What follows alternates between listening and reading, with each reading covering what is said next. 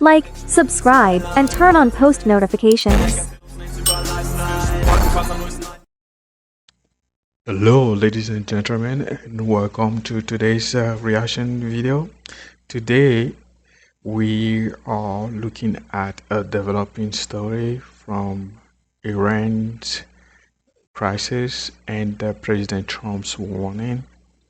We will also take a brief look at how viewers are reacting in the comment section and what things are emerging there.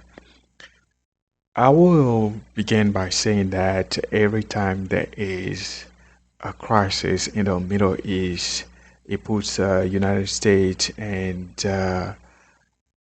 Israel on high alert because of the U.S. personnel and also the interest in the region. So today's video is reporting from Fox News about the current situation in Iran, and we will take a listen and provide our brief reaction.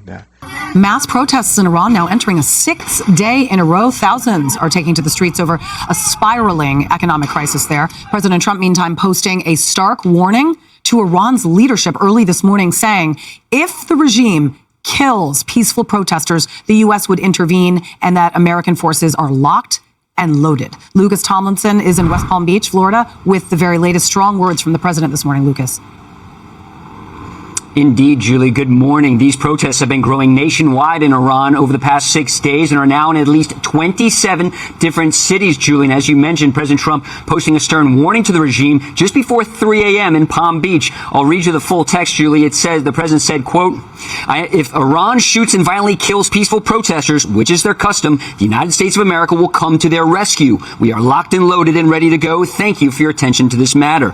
At least 6 people have been reportedly killed in the protests this week. It started among shopkeepers and merchants in Tehran's Grand Bazaar. Students have now taken to the streets with truckers and bus drivers, protesting runaway inflation, a currency that has lost 40% of its value since Israel launched its 12-day war against Iran, supported by those American B-2 bombers, stealth fighter jets, and Tomahawk cruise missiles from the guided missile submarine USS Georgia. Iran's Secretary of its National Security Council responding to Trump in a post of his own, saying, quote, Trump should know that American interference in this internal issue is equivalent to chaos across the entire region and the destruction of American interests. The American people should know it was Trump who started the adventurism. They should look after their soldiers.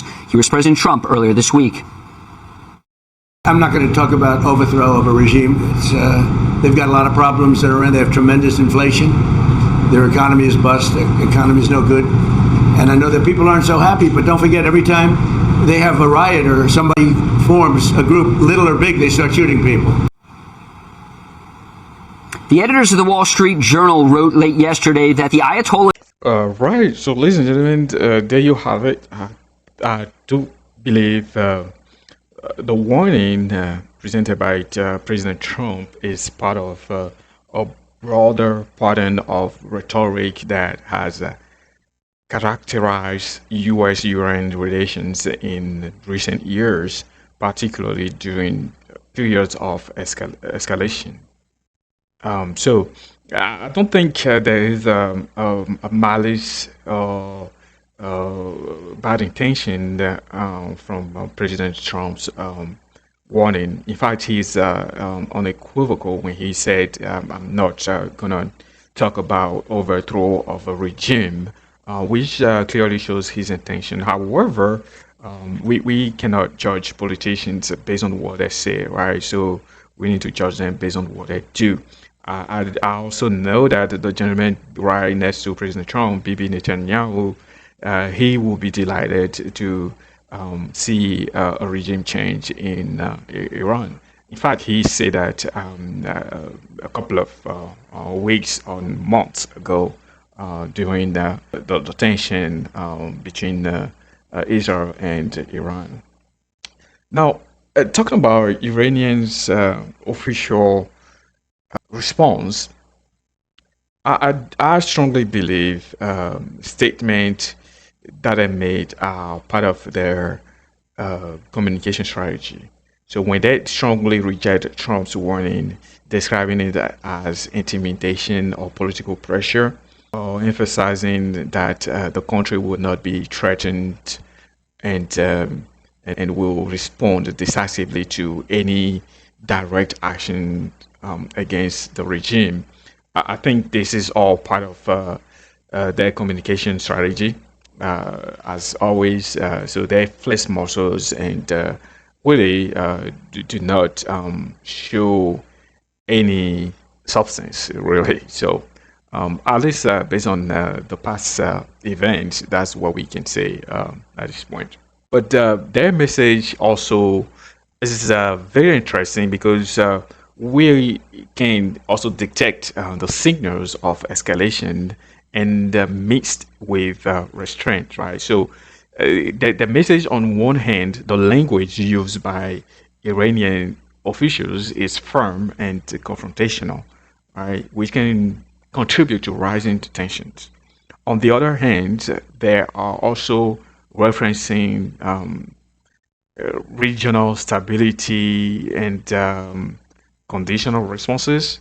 And I think this part of the message suggests a mixed message, to say the least. All right. So I think it all comes down to their communication strategy, which is using strong rhetoric paired with carefully worded limits to avoid immediate conflict. I think this strategy is also to be encouraged because there is no interest from Iran to have a regional and global crisis to deal with, in addition to the internal crisis that they are already dealing with.